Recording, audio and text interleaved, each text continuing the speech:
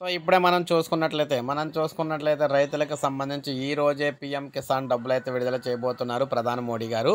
So ప్రధాని మోడీ గారు మహారాష్ట్ర పర్యటనలో అయితే ఉన్నారనమాట. సో ఈరోజు పీఎం కిసాన్‌కి సంబంధించి 18వ విడతలో భాగంగా రూ. 2,000 చొప్పున ఒక్కొక్కరికి రూ. 2,000 చొప్పున అయితే విడుదలైతే చేయబోతూ ఉన్నారనమాట.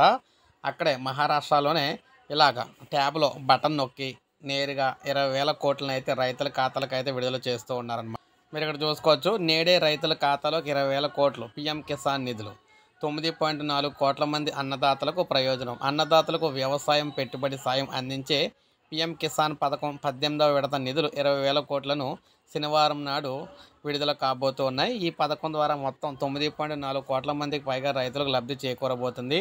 వారి ఖాతాలోకి నేరుగా ఈ నిధులైతే జమ కానున్నాయి. నమో షెట్కారీ మహా సన్మాన్ నిధి యోజన కింద మహారాష్ట్ర రైతులు అదనంగా మరో 2,000 కోట్లు అయితే పొందనున్నారు. పీఎం కిసాన్ కింద దేశవ్యాప్తంగా 11 కోట్ల మందికి పైగా రైతులు ఇప్పటి వరకు 3.45 లక్షల కోట్లను అయితే సహాయంగా పొందారన్నమాట. ఈ స్కీమ్ ద్వారా రైతులు పంట సాయంగా ఏడాదికి రూ. 6,000 కేంద్రం అయితే అందిస్తుంది. ఈ మొత్తాన్ని 3 విడతల్లో జమ చేస్తుంది. ఇప్పుడు 18వ విడత అయితే విడుదల చేస్తున్నారన్నమాట ఈరోజు. సో ఇది మనకు అఫీషియల్ న్యూస్. ఒక లైక్ చేయండి, సబ్స్క్రైబ్ చేసుకోకపోతే మన ఛానల్ సబ్స్క్రైబ్ చేసుకొని